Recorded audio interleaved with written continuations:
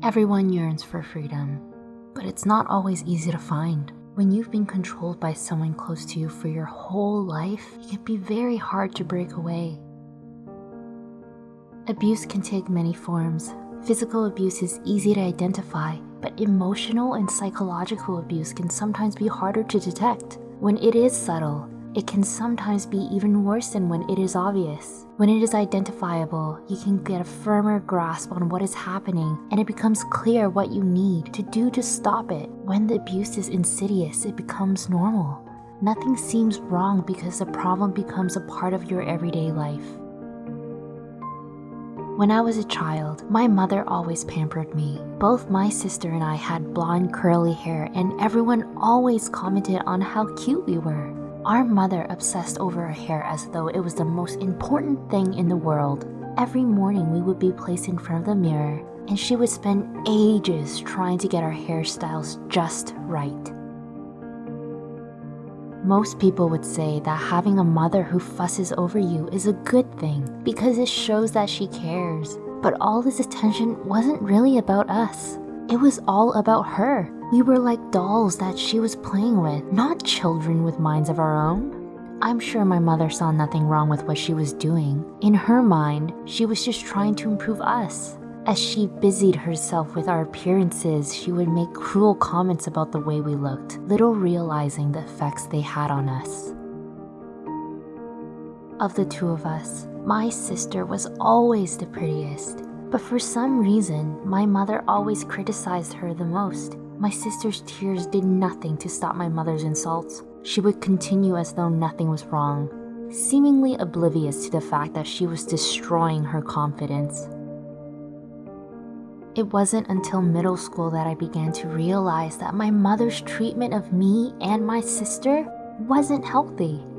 All our lives, we thought it was normal for our mother to do what ours did, but after talking with other kids about it, we soon realized that it was totally wrong. This, of course, sent me into a rage. All my life, I've been controlled, and now I'd realized what had been happening. I wanted nothing more than to break out of the cage my mother had placed me in. I began to rebel, refusing to let my mother touch my hair. When I suggested cutting it short, she went ballistic. She screamed at me and my sister, then grounded us. Everything changed after that, and our relationship was never the same again. When my sister went to college, all the attention fell upon me. My mother always found new things to try and manipulate me. Living with her made me feel as though I was being molded into something that I didn't want to be. When I finally left for college, I still didn't manage to escape. My mother called me and texted me constantly, even though she knew she was disrupting my classes and lectures. There seemed to be no way out. I had been conditioned from an early age to obey orders from my mother, so I found it hard to break free and do the things I wanted. I'm now in my 5th year of college, and even though my mother still tries to control me, I found ways to deal with it. I have a really good group of friends who provide support, and I've changed to subjects that I want to study rather than the ones my mother ordered me to take. I'm also wearing the types of clothes I want to wear, which are totally different to the ones my mother used to buy for me. In the past, whenever I chose clothes that I was comfortable with, my mother would say things like, "They're not suitable for your large body type," or "Don't bring attention to your size by wearing that." Now, I wear what I want and I'm more comfortable with who I am. The most symbolic change I've made recently was when I cut my own hair.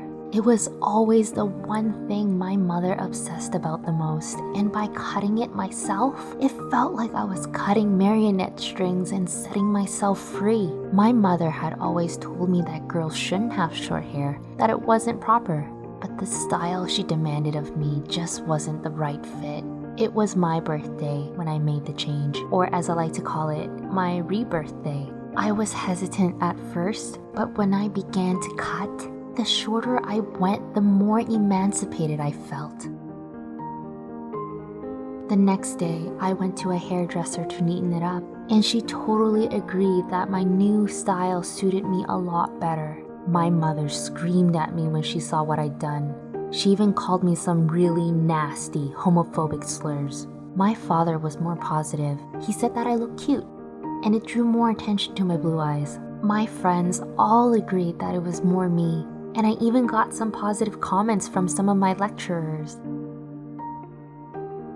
Despite my mother's inappropriate response, I felt a lot happier knowing that I was finally doing something for myself rather than for her. Since I've started living my own life and not obeying my mother's every wish, I feel a lot happier and a lot more confident. It's a natural instinct to want to make your parents happy. But over the years, I've realized that it doesn't mean you should go against your own beliefs and feelings.